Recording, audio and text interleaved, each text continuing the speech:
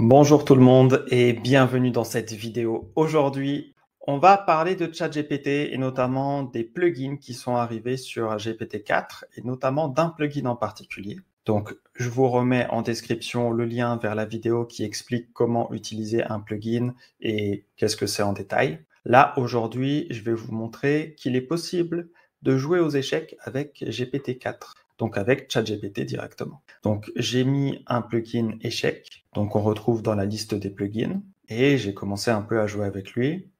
Donc je lui ai demandé de l'aide avec les échecs, ou savoir s'il pouvait jouer avec moi, donc j'ai tout mis en anglais pour commencer, mais en vrai ça marche aussi en français, plutôt bien. On peut lui parler en français et puis il va nous répondre, s'adapter, et on va pouvoir utiliser le plugin, il va juste traduire plus ou moins pour nous et nous demander si c'est bien ce qu'on veut faire. Voilà. Et donc là, je lui ai proposé de jouer. Donc là, il a lancé le plugin. Le plugin nous permet de choisir entre plusieurs niveaux. Aujourd'hui, il y a 5 niveaux de disponibles. Donc j'ai pris beginner pour l'exemple. Donc débutant, donc 1350 Elo si ça vous parle en termes d'échecs. Et donc là, il me demande aussi la couleur. Donc si je veux prendre les noirs ou les blancs, j'ai décidé de prendre les noirs. Bon, tester aussi avec les blancs, peut être cool. Et ce qui est intéressant, c'est qu'il va jouer. Il va nous expliquer à chaque fois ce qu'il a joué. Il nous met une petite phrase après, après avoir affiché effectivement le tableau d'où en est la partie, donc le plateau d'échecs. Il nous met une petite phrase sur ce qu'il a joué. Donc là, c'est plutôt cool. On a un visuel, c'est sympa aussi. Un visuel qui est plutôt clair et traditionnel, donc ça c'est top. Donc après, on peut jouer directement en mettant les coordonnées de ce qu'on veut jouer, en précisant aussi, voilà, ils utilisent la notation standard algébrique, donc SAN si ça vous parle. Et donc on peut taper ça, mais on peut aussi parler en langage naturel, genre je veux bouger le fou dans telle case, et il va nous le faire sans problème. Donc là, il nous dit j'ai bougé mon chevalier en F3, ici. Et donc vous voyez, au fur et à mesure, il va pouvoir effectivement hop, modifier. Alors j'ai fait quelques tests, je lui ai demandé de retourner le plateau, ça n'a pas bien marché, je referai peut-être le test.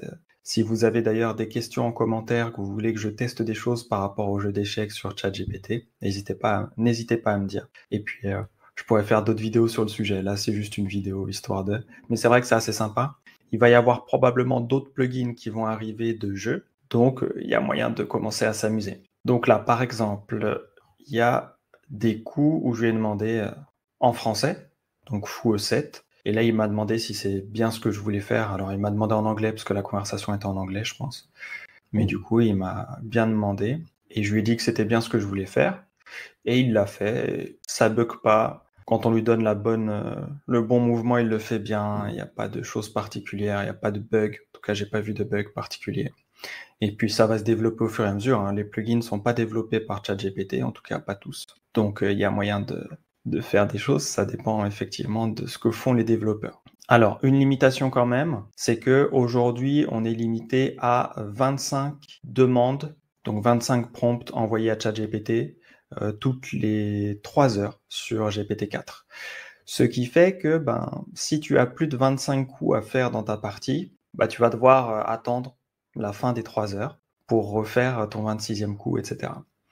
C'est pas très cool si tu veux faire des parties rapides. C'est pas fait pour non plus pour le moment. Par contre, le jour où GPT-4 va effectivement être illimité dans ChatGPT+, il y aura moyen de faire des parties toute la journée, de s'entraîner, peut-être même d'analyser ces parties directement sur ChatGPT. Là, j'ai pas fait de demande d'analyse de voilà quel est le mouvement, quel est le meilleur mouvement dans ce cas-là. Comment s'appelle cette ouverture, comment s'appelle cette variation. Il y a plein de choses qu'on peut tester avec ce module. Et je pense que plus il va se développer, plus ça va être cool. Alors, par rapport à chess.com, par exemple, sur lequel je joue aussi un peu aux échecs, bon, chess.com, c'est quand même plus pratique. Tu joues plus facilement, quoi. Maintenant, c'est marrant quand même de pouvoir jouer sur ChatGPT. Et puis, je pense qu'il va y avoir des petites parties qui vont être plus intéressante sur ChatGPT que sur chess.com ou d'autres applications de base liées aux échecs. Après, peut-être que chess.com va intégrer de l'IA aussi, en dehors des IA qui jouent aux échecs contre toi, mais de l'IA d'explication ou autre. Encore davantage. Donc, à voir. Sur ce, je vais pas être plus long pour cette vidéo. Si vous avez des questions, les commentaires sont ouverts. Vous pouvez aussi rejoindre le Discord où on parle d'intelligence artificielle. Il y a toujours le Patreon d'ouvert pour les plus motivés parmi vous. Si vous voulez creuser l'IA, aller dans des choses un peu plus que je garde secrètes pour le moment, n'hésitez pas à rejoindre la communauté via le Patreon et vous aurez accès à du contenu exclusif, privé et aux membres les plus motivés de la communauté. Sur ce, prenez soin de vous, c'est le plus important, toujours, et je vous dis à très vite dans de prochaines vidéos. Ciao, ciao.